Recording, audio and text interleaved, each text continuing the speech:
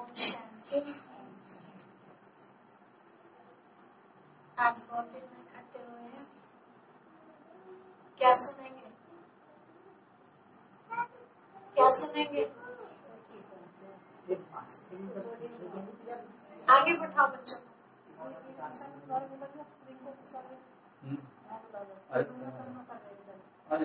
गुड़िया आगे आके बैठो। आगे हो जाता है, ये दोनों एक जगह बैठे हैं।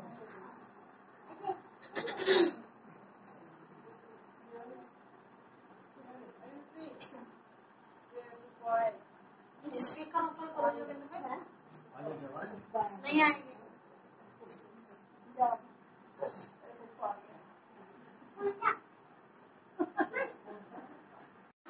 और हर नारी श्री लक्ष्मी के रूप में थे।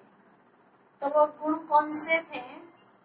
वो गुण थे कि बड़ों के प्रति बच्चों के अंदर ऐसी भावना पैदा करते थे कि बच्चों के अंदर कभी द्वेष वाली भावना नहीं आती थी।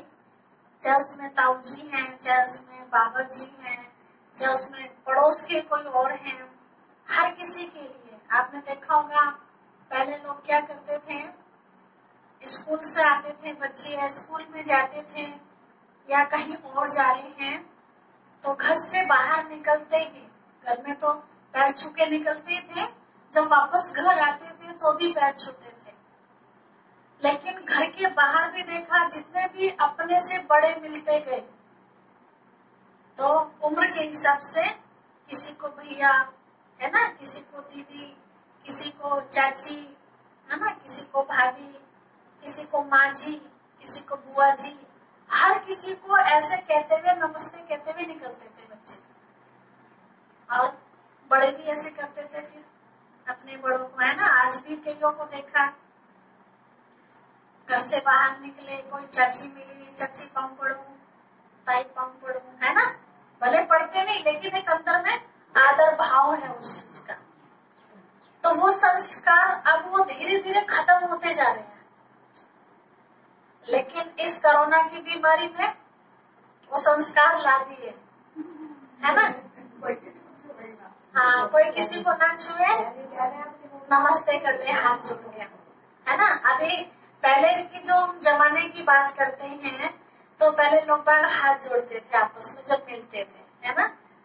फिर उसके बाद जमाना क्या गया, लोग बाग हाथ मिला के बात करने लगे। कोरोना ने क्या कहा, नहीं ये ठीक नहीं है, हाथ जोड़ के करो, ठीक है। तो फिर से वही रीत आ गई ना, तो ये तो अच्छा हो गया ना कि वही संस्कार आ गए। लोग कितना मिल मिल के आपस में बैठते थे। कोई बीड़ी पी रहा है तो छोटे बच्चे भी पास में बैठे हैं तो उनका धुआं, उनकी सुगंध कईयों को अच्छी लगती है, कईयों को अच्छी नहीं लगती है। तो जिनको अच्छी लगती है वो पीना सीख लेते हैं और जिनको बदबू आती है वो दूर भागते हैं। तो ये भी अच्छा हो गया, अब पास में बैठेंगे भी नहीं। तो कम से कम बीड़ी पीना, दारू पीना, गुटखे खाने, इन चीजों से तो सुरक्षित रहेंगे ना बच्चे। कई बच्चे नहाते नहीं हैं, कई बच्चे सवेरे उठते ही नहा लेते हैं, है ना। तो उससे भी तो बीमारी बनती है। कई कई दिन तक भी नहीं नहाते, पसीने में लिप्त रहेंगे, उससे बीमारियां बनती हैं। फिर दूसरे बच्चे को उनके साथ पास में जाके खेलते हैं तो उनको भी वो फिर बीमारी लग जाती है, असर हो जाता है उनका, है ना। तो कई जगह नुकसान भी है तो कई जगह फायदा भी हुआ है कोरोना की बीमारी से। कोरोना बीमारी ये हमें ईश्वर की याद दिलाने के लिए आई है। शब्द क्या बीमारी का देखो, करो ना, करो जमा ना, मतलब कुछ करो ना, कुछ करोगे तभी तो बीमारी से मुक्त रहोगे, और कुछ करते ही नहीं थे इसलिए बीमारी आ गई है। हाँ, कोरोना की बीमारी भागती कैसे है ना। देखो, जो डॉक्टर लोग भी बताते हैं कि आप ठंडा मत पियो, ठंडा मत खाओ, तो वो हर किसी के लिए नुकसानकारक है, चाहे वो पतला व्यक्ति हो चाहे वो मोटा व्यक्ति हो। ठंडी चीजें हर किसी को, कभी गर्म चीज नहीं सुनी होगी आपने कि गर्म चीज नुकसान करती है। भाई जी सुने कभी आपने गर्म पानी नुकसान करता हो, गर्म चाय नुकसान करती हो, गर्म दूध नुकसान करता हो, कभी नहीं सुना होगा। लेकिन ठंडा दूध नुकसान करता है, ठंडी चाय जहर बन जाती है ना। ठंडी आइसक्रीम गला पकड़ लेती है और कई ठंडी चीजें। और जिनका फैट ऑलरेडी बढ़ा हुआ है पहले से, उनके लिए तो बहुत ही खतरनाक है ठंडी चीजें, है ना। ठंडी चीज कैसे खतरनाक है, जैसे आप कोई घी का बर्तन साफ करो तो घी के बर्तन में अगर आप बर्फ डाल देंगे तो क्या होगा, जम जाएगा, छूटने का नहीं, है ना। और उसमें गर्म पानी डाल दोगे तो पिघल के बह जाएगा, है ना। तो ऐसे जिनकी चर्बी बढ़ी होती है तो अगर ठंडा डालेंगे तो वो चर्बी और चिपक जाएगी, जाम हो जाएगी। चर्बी क्या है, घी की तरह होती है चर्बी, है ना, चिकनाई, तो वो और जम जाएगी। इसीलिए डॉक्टर बताते हैं अगर पतला होना है तो ठंडी चीजें बंद, गर्म चीजें, गर्म पानी पियो, ये करो, हर चीज गर्म गर्म बताते हैं। तो उससे क्या होगा, चर्बी पिघलती है और पिघल के फिर वो, और कहते हैं मेहनत का काम करो, इसलिए एक्सरसाइज वगैरह बताते हैं, पसीना बहाओ, तो शरीर गर्म होगा ना अंदर से तो चर्बी पिघलेगी।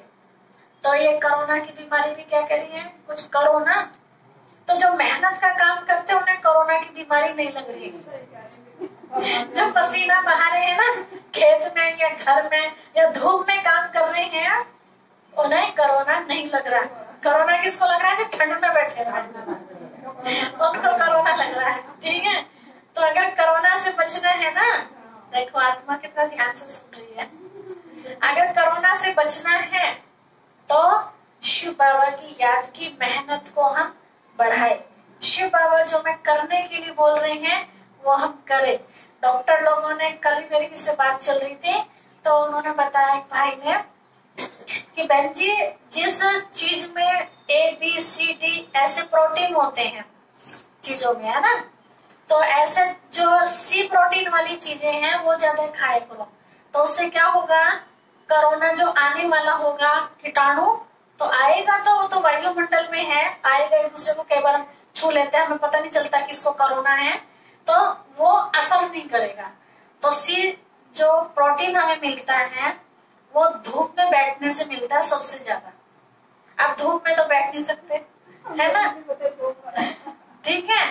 तो वैसे गर्म चीजें पियो, हाँ, काढ़ा पियो, तो उसमें फिर अजवाइन गर्म होती है आपकी, वो अजवाइन लो, है ना, किलो लो, और ऐसी ऐसी चीजें बताइए, तो उससे बीमारी से मुक्त रहेंगे। ऐसे अब ये तो होगी हमारी तन की बीमारी का इलाज, है ना। सब एक दूसरे को बता रहे, भाई ऐसा करो, भाई ऐसा करो, बार बार हाथ धुलाई करो, बाहर जाओ तो मास्क लगा के जाओ, है ना, किसी को छुओ मत ना, बच के रहो, ये सब तो हम उपाय कर रहे हैं।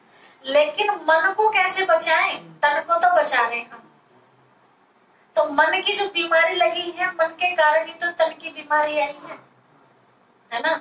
सत्युग में देवताओं को तो कभी कोरोना नहीं सुना होगा आपने, आज के मनुष्य को कोरोना लगा हुआ, कारण क्या, कुछ करते नहीं है। करते मतलब श्रेष्ठ कर्म नहीं करते, अच्छे काम नहीं करते, शिव बाबा भोलेनाथ भगवान को याद नहीं करते, है ना। हम तो ये कहते चलो शिव बाबा को भी आप याद नहीं करते, कम से कम जिन इष्ट देवी देवताओं को आप पूजते आ रहे हो, कम से कम उनको तो याद करो।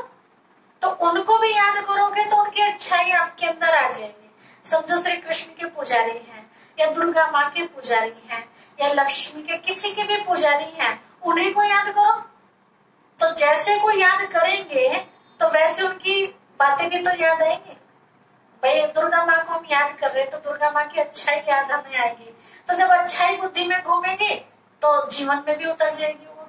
लेकिन हम सवेरे शाम उनके सामने दीपक जला देंगे, है ना, ध्यान लगा लेंगे, बाकी दिन भर इधर उधर की बातों में रहेंगे, तो असर होगा उन अच्छी बातों का, नहीं होगा ना। हाँ, तो परहेज करना पड़ता है। तन की बीमारी से जैसे दूर रखने के लिए परहेज में हम सब रह रहे हैं, इसलिए बचे हुए हैं। नहीं तो जैसे और लोग लपेटे में आ गए तो हम भी कब के लपेटे में आ जाते, है ना। तो ऐसे आत्मा को, मन बुद्धि को भी विकारों से बचाना है, तो उसके लिए भी हमें परहेज करना है। तो उसके लिए परहेज क्या करना है, फालतू ना सुनना है, ना फालतू बोलना है, ना फालतू की चीजें देखनी है। काम की चीजें मोबाइल में भी देखना, टीवी में भी देखना है तो काम की चीजें देखो, बच्चों पर भी वही संस्कार डालो, है ना। तो केवल बच्चों का ही फायदा नहीं है, फायदा किसका, फायदा हमारा भी है। क्योंकि अगर उनके गलत संस्कार पढ़ के, गलत चीज देख देख करके, गलत बातें सुन सुन के वो गंदे हो गए बच्चे, तो नाम किसका खराब होगा, माँ बाप का होगा, है ना। तो इसलिए ध्यान किसे देना, बड़ों को देना है ना। बच्चा क्या खा रहा है, बच्चों को नहीं पता मुझे क्या खाना चाहिए, बच्चे को नहीं पता। हाँ, ये तो हमें देखना है कि ये सही है, खाने के योग्य है वो चीज क्या नहीं है। तो शिव बाबा रोज हमें बुद्धि का भोजन दे रहे हैं, है ना। तन के भोजन के लिए तो सबको जानकारी है, तो बुद्धि का भोजन है अच्छे विचारों में रहना और दूसरों के साथ अच्छे विचारों की बात करना। कैसे, एक बार मुझे कहानी याद आती है, बताते हैं कि एक बार एक बच्चा था, जैसे छोटा बच्चा, और उस बच्चे के पापा ने शरीर छोड़ दिया। एक ही बच्चा था, तो जब उसके पापा ने शरीर छोड़ दिया तो वैसे भी आपने देखा होगा कि उन बच्चों को लोग ज्यादा प्यार करते हैं कि इसका तो बेचारे का पापा नहीं है ना। तो पहले से ज्यादा लोग उसको प्यार करने लगे। तो उसका ताऊ भी उसे बहुत प्यार करता था, लेकिन किसी के मन में, किसी ने उसके ताऊ के मन में उल्टी बातें भर दी। उल्टी बातें क्या भर दी, उसके खिलाफ, कि तेरा छोटा भाई तो मर गया है ना, तो अब सारी प्रॉपर्टी अगर तू चाहता है तो इस जो बच्चा है ना घर में, इसको तू खत्म कर दे, है ना। और नहीं तो प्रॉपर्टी का मालिक तो घर में है। जो शैतान बुद्धि में बैठ जाता है तो सारी बातें उसको समझ में आती है, हाँ सही कह रहे हो, सही कह रहे हो, ऐसा उसकी बुद्धि ने बैठा दिया ताऊ के, है ना। लेकिन उस बच्चे की जो माँ थी, उसको बच्चे के लिए जो संस्कार देने थे, और माँ की भी बहुत अच्छी भावना थी जेठ के प्रति, तो हर रोज अपने बच्चों को पाठ पढ़ाती, बेटा तू अकेला नहीं है, तेरे ताऊ बहुत बहादुर है, तुझे किसी से डरने की जरूरत नहीं है, जब तक तेरे ताऊ का हाथ तेरे सिर पर है, तेरा ताऊ बहुत बहादुर है, ऐसा है। मतलब ताऊ की तारीफ बच्चे के आगे, छोटे से बच्चे के आगे। तो हर रोज जब वो तारीफ सुनता अपने ताऊ की, तो उसके अंदर वो नशा पैदा होता, अच्छा मेरे ताऊ इतने महान है। तो बच्चा स्कूल जाता था, छोटा सा जाने लगा, तो बच्चे उसे परेशान करते थे, जिससे होता ही है, छेड़छाड़ बच्चे करते हैं। तो कहता था मैं अपने ताऊ जी से बता दूंगा, मैं अपने ताऊ जी से बता दूंगा, तो मुझे परेशान करोगे तो सब जानते थे उसका ताऊ थोड़ा सा, कई धाकड़ होते हैं ना, तो जाने इसका ताऊ तो बड़ा धाकड़ है, तो अपने ताऊ से कह देगा। लेकिन ताऊ को ये बात नहीं पता थी कि जो वो बच्चा जी रहा है वो मेरे नाम से जी रहा है। ताऊ को नहीं पता था, ताऊ के मन में लोगों ने उल्टा उल्टा बोल रखा था। तो ताऊ जी उस गांव में से अलग चले गए कहीं किसी काम से, और वहीं रहने लगे। लेकिन निगरानी में बच्चा था कि मुझे सारी प्रॉपर्टी अपने अंडर में करनी है और इस बच्चे को खत्म करना है। उसकी तात में वो लगा रहा। एक बारी कर ली, बच्चा कौन से स्कूल में जाता है पढ़ने के लिए वो भी पता चल गया, कितने बजे आता है, कितने बजे जाता है। 1.5-2 साल तक उसकी पूरी निगरानी करी कि कोई उसके साथ तो नहीं आता, उसे खत्म करना था ना, बच्चे को उठाना था। तो 1.5-2 साल तक तो वहीं पास के स्कूल में जाता रहा, माँ छोड़ के जाती लेके आती बेचारे को, है ना। जैसे बच्चा थोड़ा सा और बड़ा हुआ, 1.5-2 साल के बाद थोड़े स्कूल में दूर जाने लगा, तो वहां से बच्चा अकेला आता था। कई बार बच्चे खेल खाल में खेलते खालते आते हैं ना, आपने देखा बच्चे ऐसे, तो वो उसकी निगरानी में रोज बैठने लगा। कुछ खेत पड़ते थे बीच में गांव के और स्कूल के, जैसे आपका यहाँ स्टैंड पे स्कूल है, इस तरह से। तो वो एक दिन ना बच्चा पकड़ा गया, अकेला आ रहा था, दोपहर का टाइम था, और वो गन्ने के खेत में छिप करके बैठा हुआ था, चाकू वाकू लेके। मौका देख रहा था, कई दिन से मौका नहीं मिल रहा था, उस दिन उसने बच्चे को पकड़ लिया। और बच्चे ने तो पहली बार देखा उसको, ऐसा बड़ी बड़ी मूछे और ऐसा भयंकर रूप उसने बनाया हुआ था अपना। जो ऐसे सोच के लोग होते हैं, उनकी शरीर की बनावट आप देखते हैं, बिल्कुल राक्षस जैसे बन जाते हैं, बाल भी बड़े बड़े, पान खाना, और बुरी हालत। लेकिन जो अच्छे विचारों के रहते हैं बिल्कुल सीधे साधे दिखाई देते हैं वो लोग, है ना। उनसे डर नहीं लगता, उनको देख के डर लगता है। तो बच्चे ने जैसे उनको देखा, उसको पकड़ लिया और पूछा तुम कौन हो, तुम्हारा नाम क्या। बच्चे ने सारा बता दिया। कहा मेरे ताऊ का नाम ये है, मेरा ताऊ बहुत बहादुर है। मैंने कहा आज तो हम तुम्हें पकड़ के ले जाएंगे अपने घर। जैसे मैं बच्चे से बात कर रही थी ऐसे उसने बच्चे से, और बच्चा बिल्कुल निडर। तो उसने बच्चे ने कहा अगर तुम मुझे पकड़ के ले गए ना, मेरा ताऊ तुम्हें मार देगा। इतनी इतनी बातें बच्चा बता रहा है, क्योंकि माँ ने क्या भरा हुआ था दिमाग में कि जब तक तेरा ताऊ है तुझे डरने की जरूरत नहीं है, तेरा कोई कुछ नहीं करेगा, तो बहादुर है, तेरा ताऊ बहुत बहादुर है। तो वही बच्चे ने बात अपने ताऊ के, उसे नहीं पता मेरा ताऊ है।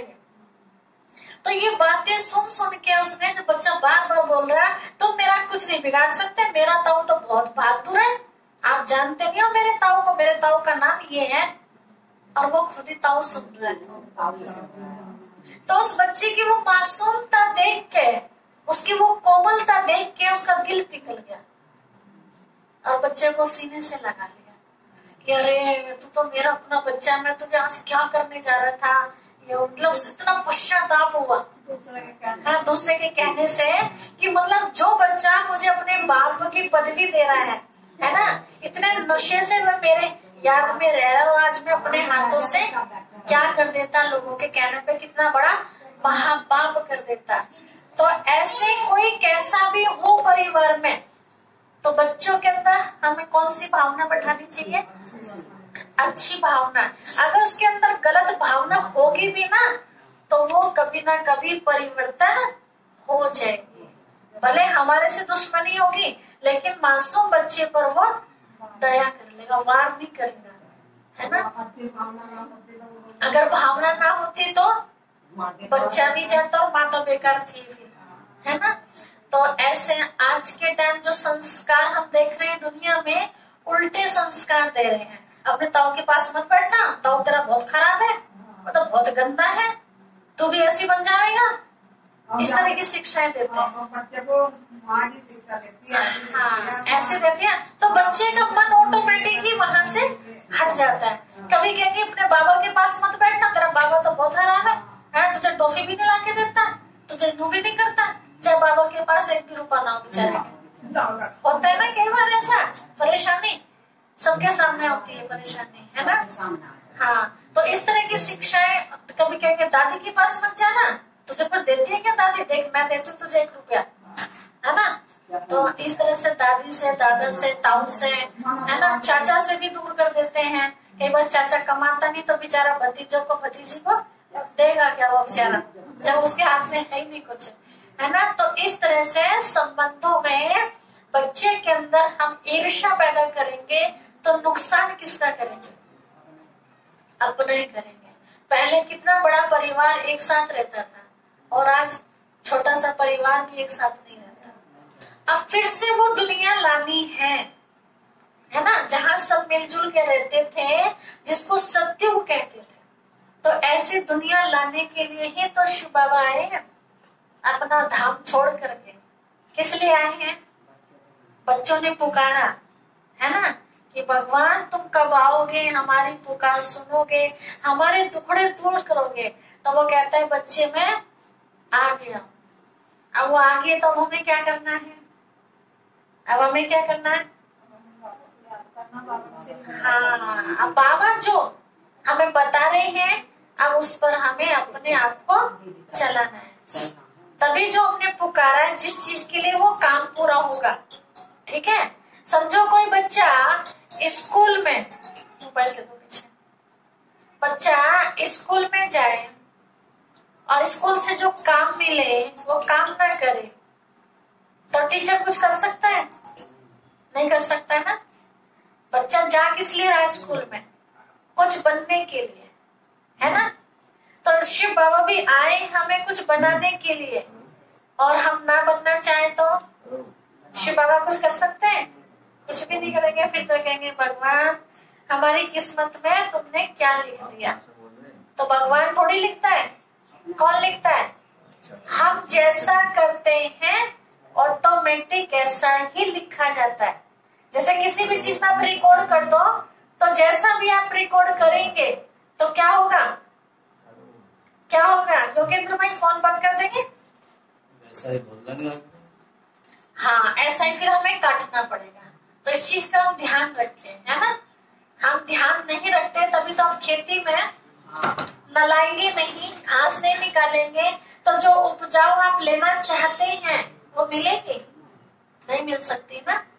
तो ऐसे ही कर्मों की खेती में भी जो आलतू फालतू की घास आ जाती है, मतलब आलतू फालतू के कर्म जो होने लगते हैं, तो ये हमें क्या करने पड़ेंगे, ये हमें सब साफ करने पड़ेंगे, है ना। फालतू का देखना, फालतू का बोलना, फालतू का सुनना, ये सब घास है जो हमारे जिनस को खत्म कर देता है। अर्थात परमात्मा से जो प्राप्ति होने वाली है वो प्राप्ति हमें नहीं हो पाती है। तो अब वो टाइम चल रहा है अपने आप को परमात्मा पिता से भरपूर करने का। कहीं ऐसा ना हो कि आपके सोनाता गांव में सूरजमुखी बहन ने इतना अच्छा कमरा बना भी दिया, किस लिए बनाया, कि बस बहन जी जब आए जब ये आके बैठो, बाकी ना बैठो। मंदिर किस लिए बनता है, सबके लिए। ऐसा तो नहीं जिसने मंदिर बनाया वही आके बैठेगा, सबके लिए होते हैं ना। तो ये बाबा का कमरा भी किस लिए, सबके लिए है ना। तो यहाँ आओ, बैठो, ध्यान लगाओ, है ना। कुछ सुनने वाली बातें हैं वो सुनो, ताकि हमारे जीवन के अंदर शक्ति आ जाए, है ना, परिवर्तन आ जाए। हमारे अंदर परिवर्तन आएगा तभी हमारा जन्म परिवर्तन होगा। कैसा परिवर्तन, अच्छा परिवर्तन। अगर जीवन के अंदर यहाँ परिवर्तन नहीं करेंगे तो फिर अगला जीवन भी परिवर्तन नहीं होगा, यहाँ भी दुखी, अगले जन्म में भी दुखी, है ना। खुद तो दुखी है यहाँ, दूसरों से भी, दूसरे भी हमारे से दुखी होंगे। आज के टाइम हम दुनिया में देखते हैं, आज बाबा की मुरली पढ़ रहे थे तो बाबा ने कहा बच्चे स्वर्ग में जो होगा गर्भ महल होगा और यहाँ गर्भ जेल है। सत्युग में जिसको स्वर्ग कहते हैं, वहां जो बच्चे का जन्म होगा सुखदायी होगा, वहां न जन्म लेने वाले को दुख होगा और ना ही जन्म देने वाले को। यहाँ कलयुग में जन्म लेने वाला भी दुखी और जन्म देने वाला भी दुखी, और साथ में और सब तो दुखी है, सब लपेटे में आते है ना। कितनों को सेवा करनी पड़ती, कोई हॉस्पिटल में खाना लेके जा रहा है ना, कोई पैसे इकट्ठे कर रहा है बेचारा, कोई, कितनी मुसीबतें आ जाती हैं एक बच्चे के पीछे। तो हमें शिव बाबा सिखा रहे हैं, बच्चे कोई भी कर्म का खाता ऐसा ना बनाओ जो आपको भुगतना पड़े। कर्म का खाता क्या है, आज मैंने किसी से उधार लिया और ये सोचो देती रहूंगी खाती कमाती, कौन सा फर्क पड़ रहा, और इसी के बीच में मैंने शरीर छोड़ दिया, हाँ, तो वो आगे को मुझे देना पड़ेगा। अब कैसे देना पड़ेगा, जिसका मैंने लिया हो सके वो इसी जन्म में ले ले मेरे से आके, ये भी तो हो सकता है, या तो फिर अगले जन्म का हिसाब किताब। आज कितने बच्चे ऐसे हैं जो बच्चे जन्म लेते टाइम से पहले ले लेते हैं।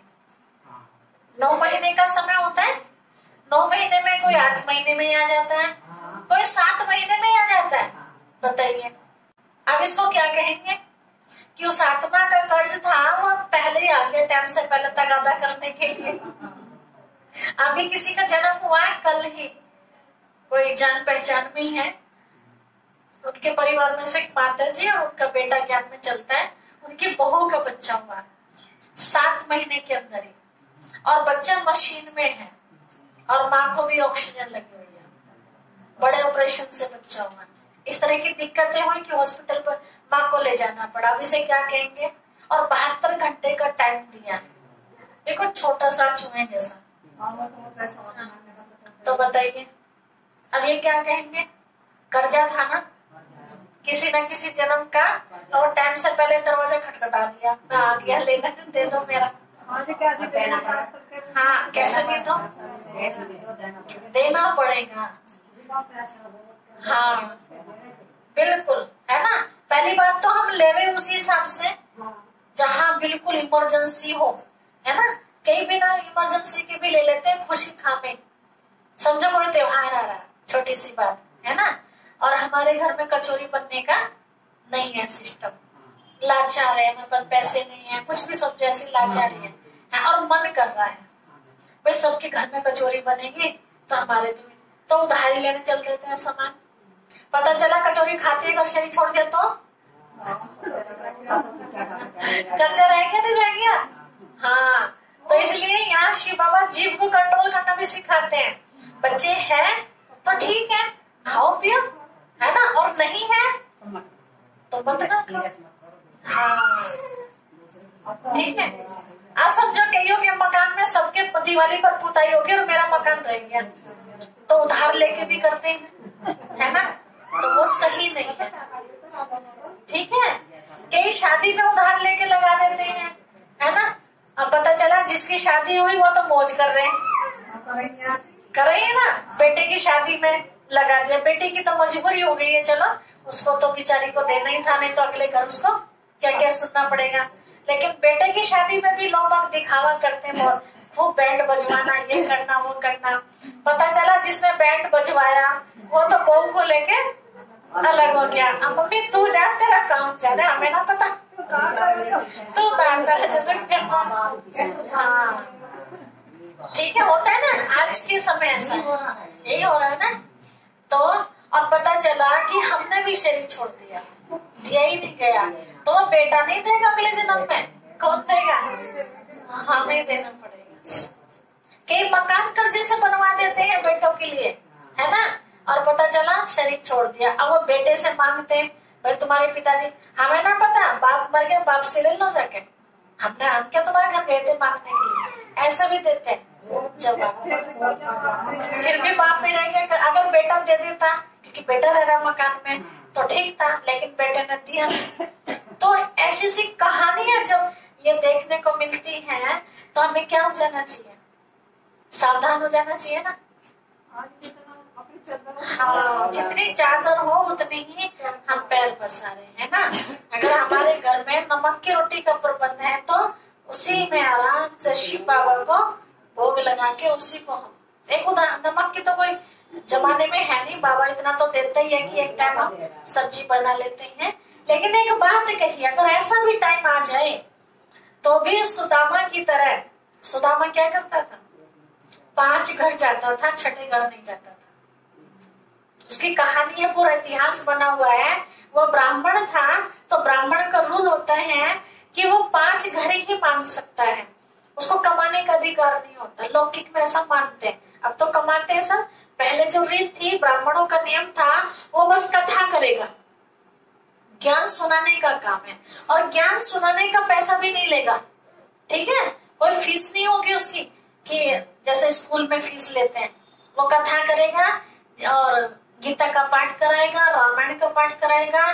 किसी ने अपनी इच्छा से कुछ उनको दे दिया ब्राह्मण जी को तो ठीक है, नहीं तो अपनी तरफ से वो मांगेगा नहीं। और भिक्षा वाली जो, वो भिक्षा में ही चलेगा। भिक्षा भी कितनी, केवल गिनती के 5 घर, ठीक है, और उन 5 घरों में से मिले या ना मिले, 6ठे घर का दरवाजा वो नहीं खटखटाएगा। ऐसा देखा होगा आपने सीरियल में। तो वो अपने प्रण का कितना पक्का निकला, तो भगवान ऐसे राजी हो गया क्या उसमें, ऐसे राजी नहीं हुआ। दिखाया नाटक में बाकायदे कि एक घर से मिल गया चावल, है ना, और 4-4, 3-3 बच्चे थे उसके, 2-3 बच्चे दिखाए ना, बच्चे भी थे, पत्नी भी थी, घर के और भी कई खर्चे होते हैं, है ना। तो इतने सब 5 थे वो कम से कम एक ही परिवार में।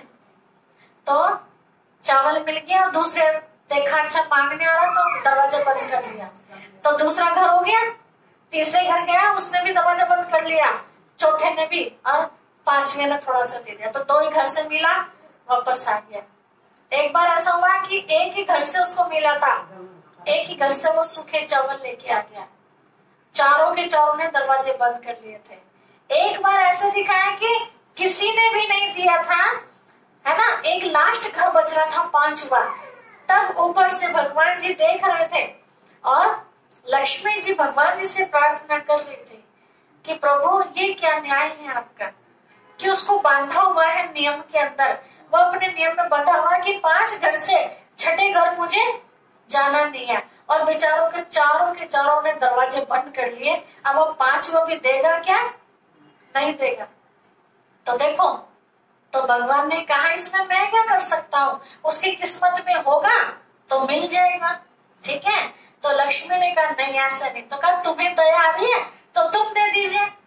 तो लक्ष्मी आई आत्मा और किसी बहन के अंदर प्रवेश किया, और उस बहन के अंदर प्रवेश होके 5वां जो घर था उसके अंदर, तो वो बहन अंदर से कोई मामूस का ऐसा कोई दिन था, तो उसके घर में खीर बनी थी, वो खीर लेके आई।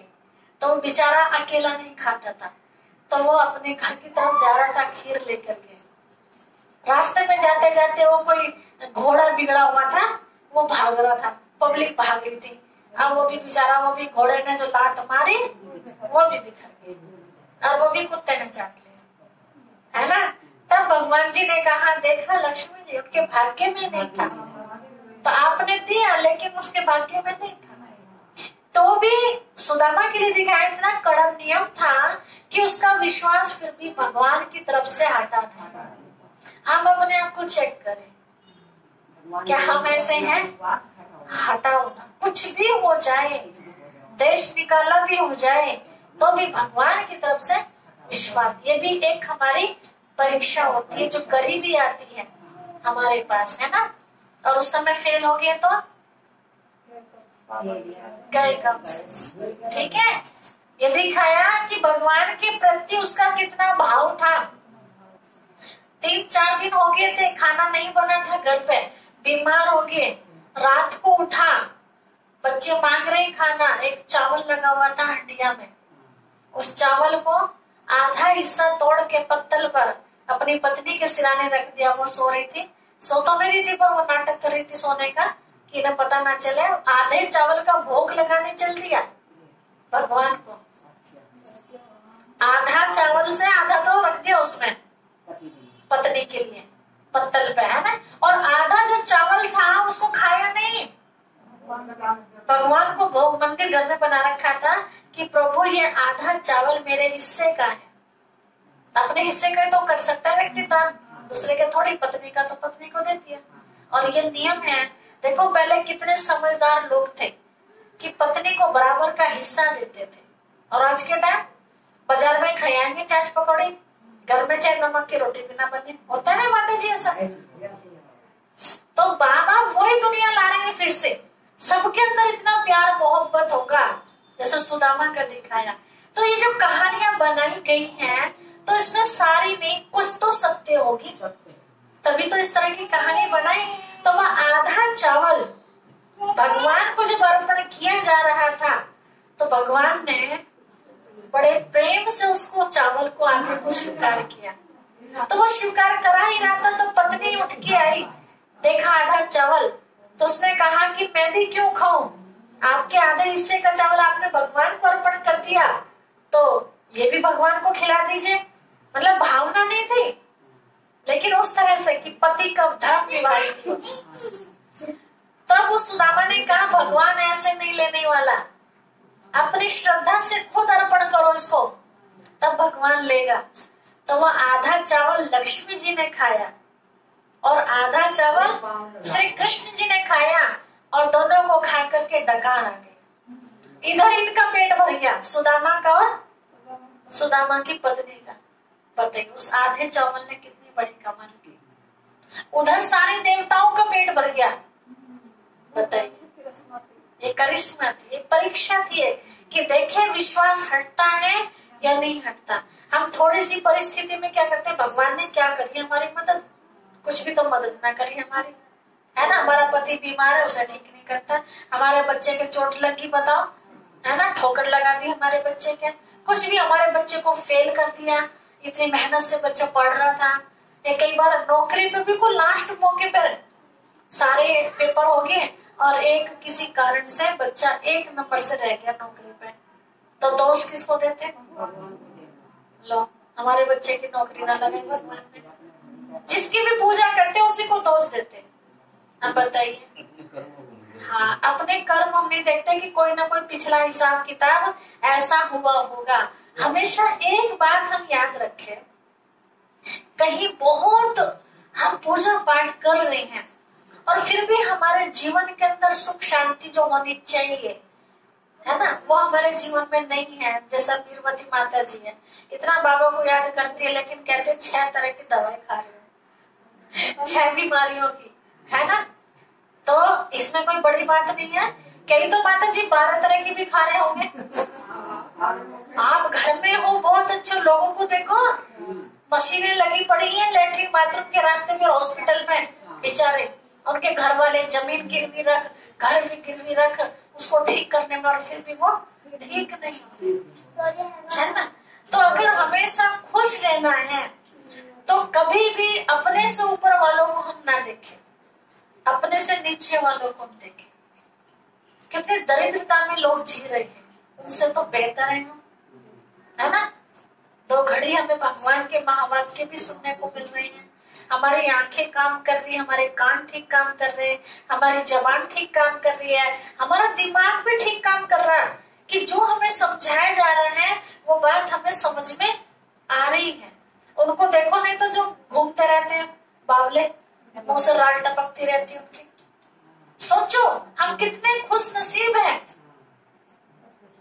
लोग हमें पूछ रहे हैं, उनकी किस्मत देखो जो घर वाले भी धक्का दे देते हैं उन्हें, घर वाले भी नहीं पूछते, बहुत है बेचारे ऐसे, है ना। तो पिछले जन्मों में हमने कुछ ऐसा पुण्य के काम किए हैं, हाँ, कुछ ना कुछ तो होगा ना, हिसाब किताब ऐसा। तो वो इतने ऐसा है ना, कई बार हम देखते हैं कि अब तक ऐसा नहीं था लेकिन अब ऐसा हो गया। जीवन के 2 पड़ले होते हैं, एक पाप का और एक पुण्य का। तो जब तक हमारा पुण्य का चलता रहे तो हमें पता नहीं चलता, है ना।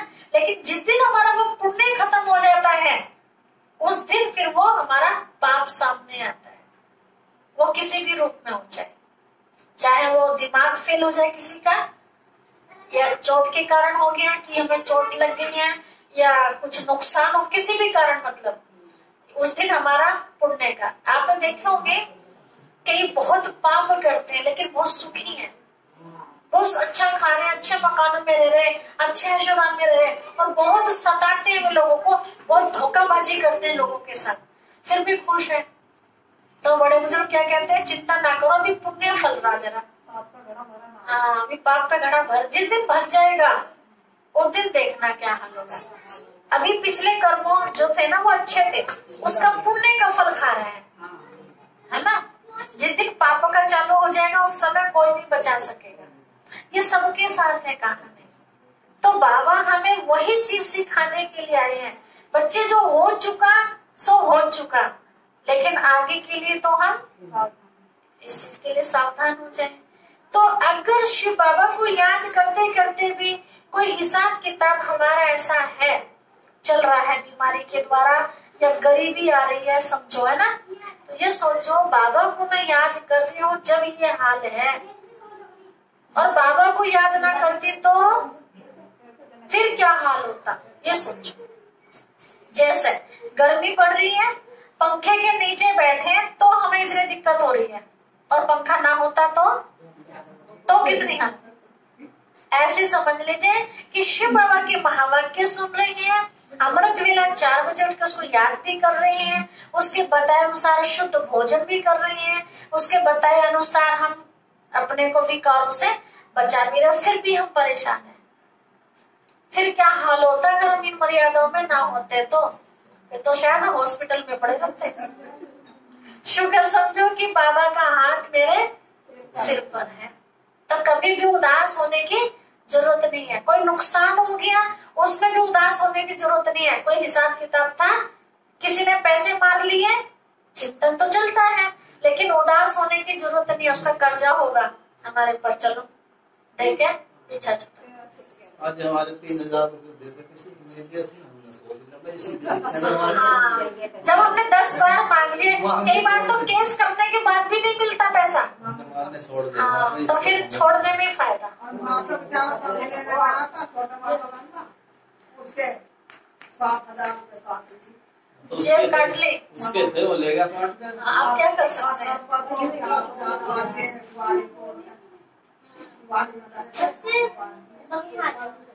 तो ये सब हमारे हिसाब किताब है ना। अब उसने बनाया या उसने अपना लिया वो तो शिव बाबा जाने, लेकिन हम अपने मन को तसल्ली दें कि मेरा कुछ ना कुछ ऐसा हिसाब किताब था जो ऐसा हुआ, ठीक है। हाँ, फिक्र ना करे और आ जाएगा, है ना। संतोष सबसे बड़ा धन कहा गया है। हलचल तो अवश्य होती है, लेकिन उस समय हमारा काम है एक दूसरे को याद दिलाना, क्योंकि जिसके ऊपर परिस्थिति आती है उसको होश नहीं रहता, होश दूसरे को लाना पड़ता है, याद दिलाना पड़ता है कि चिंता ना करो, है ना। क्योंकि हम बच्चे किसके, सुखदाता के बच्चे। तो कोई भी दुखी हमारे संपर्क में आए तो हमारा काम है उसे सुख की बातें याद दिलाना, है ना, कि भाई जो हो गया सो हो गया। देखिए एक बार बताते हैं, हकीकत कहानी है, प्रैक्टिकल। एक भाई था, उसने बहुत पढ़ाई की, बहुत मेहनत की, उसके माता पिता ने पैसा खर्च किया और उसका नंबर आ गया। नंबर आने के बाद उसने सारी जो भी उसकी ट्रेनिंग वगैरह थी ये सब हो गई। उसको जाना था विदेश में। देखो कमाल की बात, उसको विदेश में जाना था और वहां उसकी कोई मीटिंग थी। कई बार आपने देखा नौकरी वाले मीटिंगों में जाते हैं, वहां उसको कोई अवार्ड मिलने वाला था। जिस दिन उसको जाना था, जिस एरोप्लेन से उसको उड़ना था, जाते जाते जाते उसकी गाड़ी खराब होगी रास्ते में, जिस कार से जा रहा था एयरपोर्ट पे। अब वो गाड़ी ऐसी खराब हुई, बहुत कोशिश करी इसको चलाने की, वो पहुंचा तो गया एयरपोर्ट पे, लेकिन कब, जब तक वो उड़ चुका था एरोप्लेन। पता चला कि अभी उड़ा जी। बेचारा बहुत दुखी हुआ, बहुत अपने आप को बहुत कोसा उसने, और घर आ गया। खैर जैसा तैसा दुखी होके रात भर परेशान रहा, टेंशन में भगवान को खूब सुनाया, तेरी पूजा करने का फायदा क्या, ये वो जो भी था, खूब बड़ास निकाली उसने भगवान जी के सामने, है ना। ठीक है, अब वो कोई बात नहीं, बीमार हो गया टेंशन में, बहुत बड़ी बात थी उसके लिए, जीवन में वो अवार्ड मिलने वाली बात थी, जीवन की बात थी उसकी। तो अगले दिन ही जैसे वो सो के उठा, 2 दिन, पहला दिन ऐसा रहा, दूसरे दिन ऐसा रहा, जो तीसरा दिन आया, सवेरे सो के उठा तो उसके टेबल पे अखबार रखा हुआ था, है ना।